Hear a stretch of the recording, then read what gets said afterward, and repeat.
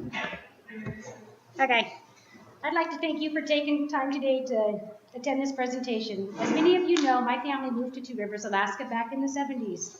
Since Two Rivers has, in one way or another, touched many of our lives, I thought that it would be fun and interesting to share with you a little bit of history about our community. With that, I'll get started. Years ago, my friend and her son Logan drove out to my home in Two Rivers to pick me up. They live close to Fairbanks. It was Logan's first trip to this area. As they drove, Logan noticed that there were fewer and fewer houses. They kept driving until finally Logan asked, Mama, who would live all the way out here? This is crazy, Mama, crazy. My friend relayed to me Logan's comments exactly how he said them. He was missing his four front teeth. We laughed, but later I thought about it and realized that Logan had noticed something I had never thought about before. What brought people to this remote part of Alaska?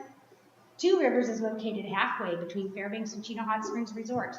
Situated on a 56.5-mile dead-end road, it's virtually out in the middle of nowhere.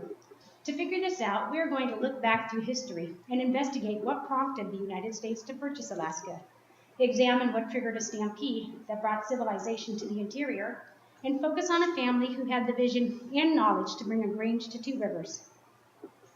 In 1867, the United States purchased Alaska for $7.2 million.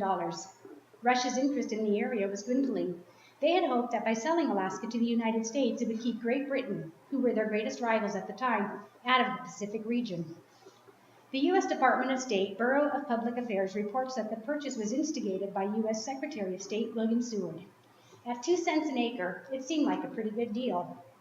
Skeptics who were opposed to it later dubbed the purchase as Seward's folly. Little attention was paid to Alaska over the next 3 decades. During that time, Alaska was governed under military, naval, or treasury rule.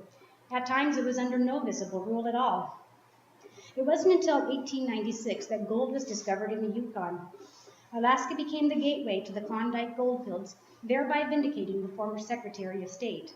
The true value of Alaska was only just beginning to be realized. Hoping to strike it rich, E.T. Barnett made his first trip to Alaska in 1897. He traveled up the Yukon by steamboat from St. Michael, Alaska to Dawson City. Alaska historian Terrence Cole wrote about the series of unfortunate events Barnett encountered along the way, which caused him to miss out on the last few planes to be staked there. In his book, E.T. Barnett, The Strange Story of the Man Who Founded Fairbanks. Barnett worked that winter in Dawson City, where he met a man who intended to build a railroad from Valdez to Eagle, Alaska, creating an all-American route to the Klondike. Seeing value in that plan, Barnett began his own plans to establish a trading post at Tanacross, which is the halfway point along the proposed route of the railroad. Once he was ready to proceed, Barnett went to San Francisco to purchase supplies for the trading post, which were sent to St. Michael to be transported up the Yukon River by steamboat up the Yukon and Tanana rivers. Luck again was not on his side. His new steamboat was run aground by one of his crew at St. Michael. The captain managed to find a captain willing to take him as far as he could, but they ran into shallow waters a short distance up the Tanana River. The captain ultimately decided he could go no further, and he dumped Barnett and his supplies off near the mouth of the Chino River on August 26, 1901. Unknown to Barnett at the time, this unfortunate situation put him in the right place at the right time.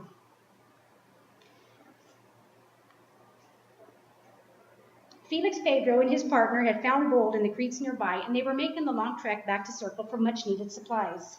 From a distance, they saw the smoke from the steamboat, so they made their way to Barnett's location. They were pleased to see that he had the supplies that they needed. They informed him that they had found traces of gold and that there were other miners in the area. With that, Barnett decided to set up the trading post at this location for the winter, but he still planned on moving it the following summer to Tanacross. He left the trading post in care of his brother-in-law so he could return to San Francisco for more supplies. With supplies on board, Barnett returned to the trading post in September 1902, where he learned that Felix Pedro had struck gold. He decided to keep the trading post at this location, naming the area Fairbanks in honor of U.S. Senator Charles W. Fairbanks. He then began preparation for the stampede that was about to begin. The Alaska History and Cultural Studies website explains how scientific exploration was previously performed by the United States Army, but was taken over by the U.S. Geological Survey in 1900. As interest in Alaska grew, so did the need for accurate maps. Teams of geologists were sent throughout the U.S. territory to create maps and write reports on Alaska. One U.S. Geological Survey crew reported seeing steam rising from the valley on the Upper Chino River outside of Fairbanks in 1904. The Swan brothers were miners at that time. Robert Swan suffered from rheumatism. The brothers set out the following year to find the hot springs that they had heard about, in hopes that it would help ease the pain of Robert's disease. John W. Lund recalls the brothers' expedition in his 2006 quarterly bulletin titled Hot Springs Power and Ice, which took them 1 month by boat to find. The hot springs became very popular. A winter trail was cut through the land for easier access to it. By 1911, a stable, a bathhouse, and 12 small cabins were added to the property. Much later, Chino Hot Springs Road was constructed. People began moving out towards the hot springs. Alice McKee recalls her family's move to 19-mile Chino Hot Springs Road in 1957 on the alaskagrange.org website. At that time, Alaska was just a U.S. territory. It had no voice in Congress. That changed 2 years later when Alaska officially became the 49th state. Alice and her husband Don worked together to bring a Grange to Two Rivers. They understood the value of a Grange and knew that it would provide a place for the community members to come together so that they could organize and determine what services were needed in this area to make homesteading a little bit easier. Life is ever changing. History provides us with a roadmap of our past. By mapping out past events, one can better see how the actions taken by the people that came before them have created civilizations in places that were once thought to be too remote. Russia's need to sell Alaska at a low price enticed U.S. Secretary of State William Seward to proceed with that purchase. Years later, the resources found within this U.S. territory brought stampeders to the interior. One miner's ailment encouraged him to find a hot springs that was only rumored to exist. As more and more people frequented the hot springs, there became a need for easier access to it. A trail was built, which led to the construction of a road. As families moved further and further out, the need for local services grew. One family used their knowledge to bring a Grange to this community. The Grange brought about further growth to Two Rivers, such as a voting precinct, telephone services, stores, even a laundromat.